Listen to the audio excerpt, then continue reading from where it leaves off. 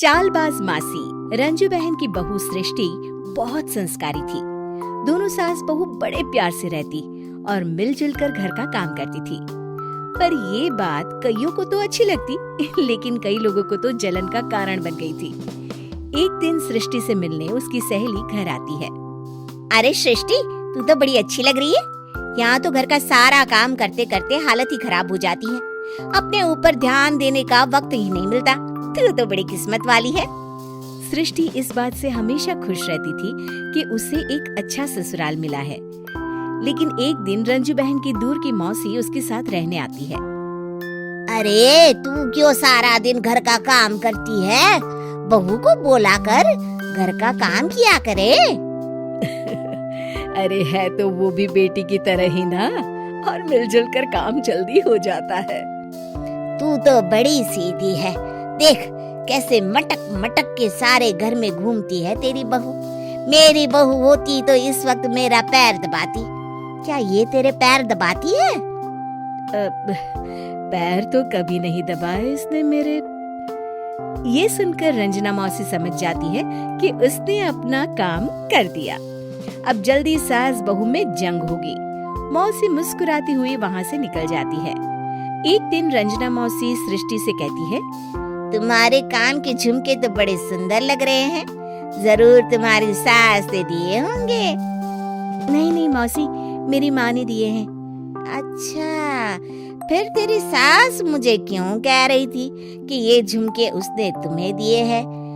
उसे झूठ नहीं बोलना चाहिए था। वैसे तुम्हारी सास ये भी कह रही थी कि तुम्हें खाना बनाना नहीं आता, तभी उस बेचारी को सारा दिन तुम्हारे साथ काम करने के लिए किचन में लगना पड़ता है। ऐसी तो कोई बात नहीं है, मुझे खाना बनाना नहीं आता। अरे मैंने तो खुद उन्हें खाना बनाना सिखाया है मौसी। रंजना मौसी वहाँ से चली जाती हैं। किचन में सृष्टि खाना बना रही होती है कि तभी उसकी सास वहाँ आ जाती है और वो कहती है, आज मेरे पैर में बहुत दर्द है, खाना तू ही बना ले। और वैसे भी मैंने सुना है कि मुझे खाना बनाना तो तूने सिखाया है। हाँ माँ जी, सुना तो आपने सही है। वैसे मैंने भी बहुत कुछ सुना है, लेकिन क्या बोलूं। दोनों सास बहू को झगड़ते देख बाहर खड़ी रंजना मौसी मुस्कुराने लगती है। बड़ी आई थी प्यार से रहने वाली। इन्हें कोई बताए सास कभी माँ नहीं बन सकती और ना ही कभी बहू बेटी। शाम को रंजना मौसी सृष्टि को बुलाती है। अरे सृष्टि बेटा, जरा एक कप चाय तो दे दे। मौसी, चाय आप माँ जी से ही ले लीजिए, मैं किचन में पैर भी नहीं रखूंगी। वैसे भी मुझे कहाँ आता है चाय बनाना। तभी वहाँ रंजू आ जाती है। वो सृष्टि की बात सुन लेती है। हाँ बहू रानी, तुझे तो कुछ नहीं आता।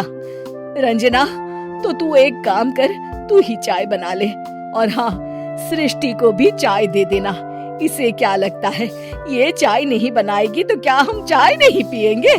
अरे हम पिएंगे भी और पिलाएंगे भी। रंजना मौसी थक कर उठती है। ठीक है रे रंजू दीदी, आप जैसा बोले। रंजना चाय बनाकर लाती है और सोफे पर बैठी सृष्टि और रंजू को चाय देती है। अच्छा, मैं थोड़ा मंदिर तक जा रही हूँ, रात में देर हो जाएगी आने में।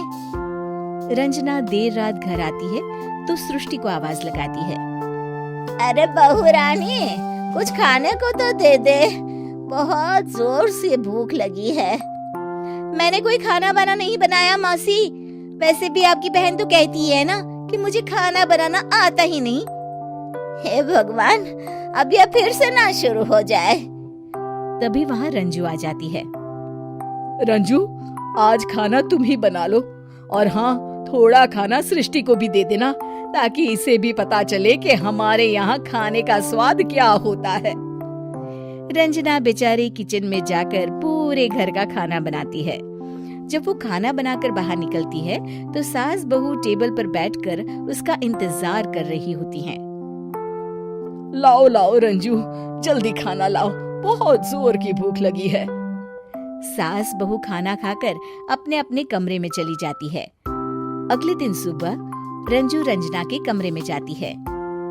अरे रंजू, अभी तक सो रही हो? जरा नाश्ता तो बना दो। तुम्हें तो पता है ना कि बहू आजकल किचन में पाँव भी नहीं रखती। पता नहीं किसने उसके कान भरे हैं। चलो अब उठो और नाश्ता बनाओ। और हाँ, सृष्टि को भी दे देना खाने के लिए। अरे उसे भी तो पता चले कि हमारे घर का नाश्ता कैसा होता है। मैं नीचे जा रही हूँ, जरा जल्दी वक्त पर आ जाना। हाँ। रंजना नीचे उतरती है और उसके हाथ में सूटकेस होता है। अरे रंजू, कहाँ जा रही हो? नाश्ता नहीं बनाओगी? अरे मौसी, बहुत जोर की भूख लगी है, नाश्ता अभी तक नहीं बना। अरे मैं कुछ नहीं बनाऊंगी, मैं तो घर जा रही हूँ। तुम सास बहू के चक्कर में मेरी तो कमर ही टूट गई। अरे अरे मौसी, कहाँ जा रही हो? तुम चली जाओगी तो हम सास बहू को खाना कौन खिलाएगा?